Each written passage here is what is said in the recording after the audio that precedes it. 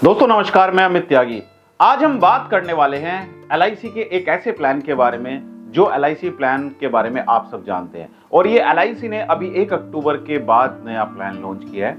इस प्लान का नाम है एलआईसी न्यू एंडोमेंट प्लान। लेकिन कुछ बदलाव हुए हैं इस प्लान में। जो पहले वाला न्यू एंडोमेंट प्लान था, उस प्लान में यानी कि जिसका टेबल नंबर 914 हुआ करता था, उसको बदलकर 714 कर दिया गया है और कुछ बदलाव इस प्लान में हुए हैं। तो अगर आप एक एलआईसी एजेंट है तो आपके लिए ये प्लान को समझना बहुत जरूरी है, क्योंकि ये एक ऐसा प्लान है जो कस्टमर डिमांड कर सकता है। इस प्लान की ये एक ऐसा प्लान है जो आपको अच्छे रिटर्न्स देता है। तो बने रहिए इस वीडियो से, और साथ साथ हम इस वीडियो में समझने वाले हैं कि इस प्लान को लेने के लिए कितनी एज होनी चाहिए। साथ साथ हम समझेंगे राइडर्स के बारे में कि इस प्लान में कौन कौन से राइडर दिए जा सकते हैं। दोस्तों, राइडर का एक बहुत ही अहम रोल होता है पॉलिसी में। अगर आप अपने कस्टमर को राइडर्स बताएंगे तो हो सकता है कस्टमर का अगर विचार नहीं है पॉलिसी लेने के लिए तो कस्टमर का विचार बन जाए। तो बने रहिए इस वीडियो से, और अगर आप हमारे YouTube चैनल पर पहली बार जुड़े हैं, चैनल को सब्सक्राइब करना मत भूलिएगा और साइड में जो बेल आइकन है उस पर क्लिक करके नोटिफिकेशन बेल को ऑल पर सेट कीजिएगा। और अगर आप हमारी वीडियो हमारे फेसबुक पेज पर देख रहे हैं, हमारे फेसबुक पेज को लाइक कीजिए, फॉलो कीजिए और शेयर कीजिएगा। आइए बात करते हैं एलआईसी के न्यू एंडोमेंट प्लान 714 के बारे में।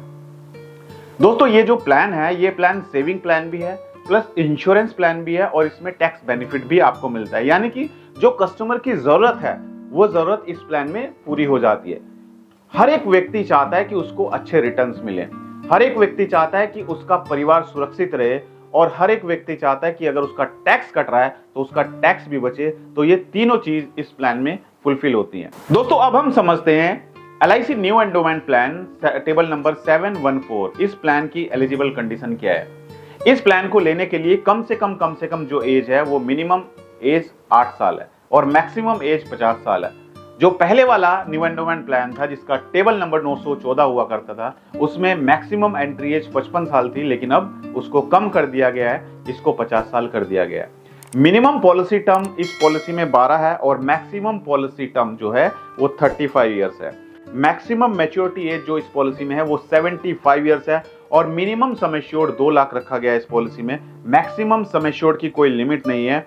ये डिपेंड करता है सामने वाले की, जो पॉलिसी ले रहा है, उसकी इनकम के ऊपर कि उसकी इनकम कितनी है और वो कितने इंश्योरेंस कवर के लिए, सम एश्योर्ड के लिए एलिजिबल है। इसके साथ साथ दोस्तों हम बात करते हैं इस पॉलिसी में राइडर्स की, कि इस पॉलिसी में कौन कौन से राइडर्स अवेलेबल हैं। लेकिन इससे पहले हम बात करते हैं प्रीमियम पेइंग टर्म। इस पॉलिसी में जो प्रीमियम पेइंग टर्म है वो वही रहेगी जो पॉलिसी टर्म है। यानी कि अगर कस्टमर 16 साल की टर्म लेता है तो उसको 16 साल तक ही प्रीमियम पे करना होगा। अगर कस्टमर 35 साल की टर्म लेता है तो उसको 35 साल तक ही प्रीमियम पे करना होगा। अब हम बात करते हैं राइडर्स के बारे में। दोस्तों, हमेशा पॉलिसी बेचते समय या पॉलिसी लेते समय राइडर्स के बारे में जरूर डिस्कस करें अपने एडवाइजर से या अपने क्लाइंट से, क्योंकि राइडर जिसमें आप बहुत कम प्रीमियम पे करके मैक्सिमम बेनिफिट ले सकते हैं। राइडर यानी कि एडिशनल बेनिफिट, जिसमें accidental death and disability benefit rider का बहुत ही अच्छा ऑप्शन आपके पास है। आप चाहें तो एडीडीबी राइडर ले सकते हैं, जिसमें डिसेबल होने के बाद भी पैसा मिलता है। अगर आपको नहीं पता है कि accidental death and disability benefit rider के फुल फीचर्स क्या हैं, क्या बेनिफिट्स हैं, तो आप मुझे कमेंट कर सकते हैं। दूसरा बेनिफिट है एक्सीडेंटल बेनिफिट राइडर, यानी कि एक्सीडेंटली अगर डेथ होती है तो उस केस में एडिशनल बेनिफिट मिलता है। तीसरा है न्यू टर्म इंश्योरेंस राइडर, और चौथा है प्रीमियम वेवर बेनिफिट राइडर। एक जो बदलाव हुआ है वो हुआ है राइडर्स में। पहले वाले न्यू एंडोमेंट प्लान में जिसका टेबल नंबर 914 था, उसमें क्रिटिकल इलनेस राइडर था, लेकिन अब उसको हटा दिया गया। अब वो किसी भी पॉलिसी में अवेलेबल नहीं है अभी तक। बाद में हो सकता है ये राइडर अवेलेबल हो जाए। अब हम बात करते हैं दोस्तों सरेंडर वैल्यू की।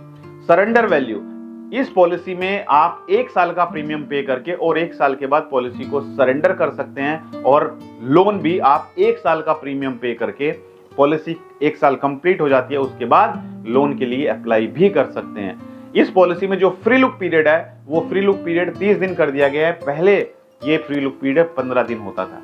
अब दोस्तों हम एक एग्जाम्पल समझते हैं, और एग्जाम्पल को हम समझ पाएंगे कि कितना पैसा हमें पे करना है और कितने रिटर्न हमें मिलेंगे, कितना इंश्योरेंस कवर हमारा होगा। ये सारा कुछ हम एक एग्जाम्पल के तौर पे समझने वाले हैं। तो अगर आपने अभी तक चैनल को सब्सक्राइब नहीं किया, चैनल को सब्सक्राइब जरूर कर लीजिएगा, और वीडियो अच्छी लगे तो वीडियो पर लाइक और कमेंट जरूर कर दीजिएगा। आपकी कोई डिमांड है, आप कोई नया प्लान के बारे में वीडियो चाहते हैं, आपके मन में कोई सवाल है, तो बेझिझक कमेंट कर दीजिएगा। हम समझते हैं कि एग्जाम्पल के तौर पे मान के चलते हैं कस्टमर है जिसका नाम है राजीव की एज 35 ईयर्स है और राजीव 25 साल की पॉलिसी लेते हैं जिसमें वो 10 लाख का सम एश्योर्ड लेते हैं LIC न्यू एंडोमेंट प्लान में। तो हम प्रीमियम कैलकुलेट करते हैं 10 लाख सम एश्योर्ड के ऊपर, एज 35 ईयर्स, पॉलिसी टर्म 25 साल, इसमें प्रीमियम भी 25 साल तक ही पे करना होगा। तो प्रीमियम कैलकुलेट करने के बाद आता है फर्स्ट ईयर का जो प्रीमियम है 42,181, इसमें GST इंक्लूड है, GST इंक्लूड है इसमें। अगर हम इसको अलग अलग करेंगे, GST अलग निकालेंगे और बेसिक प्रीमियम अलग निकालेंगे, तो बेसिक प्रीमियम बैठता है 40,365 प्लस 1,816 का GST लग जाएगा, तो टोटल मिला के 42,181 का प्रीमियम होगा। सेकेंड ईयर जो प्रीमियम होगा टोटल वो होगा 41,273, जिसमें 40,365 बेसिक प्रीमियम है प्लस 908 रुपए GST है।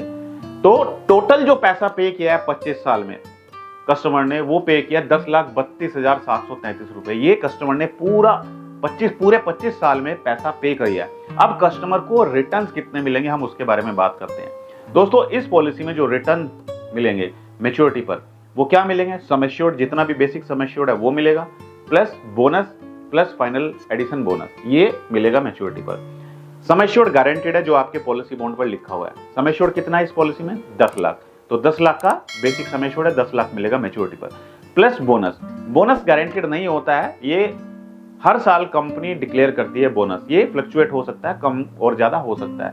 तो अगर हम 45 रुपीज पर 1000 सम एश्योर्ड के अकॉर्डिंग कैलकुलेट करें पर ईयर बोनस, तो ये बैठता है 11,25,000, यानी कि 45 रुपए के अकॉर्डिंग हमने कैलकुलेट किया है 45 रुपीज पर 1000, यानी कि 1000 सम एश्योर्ड के ऊपर 45 रुपए बोनस मिलेगा।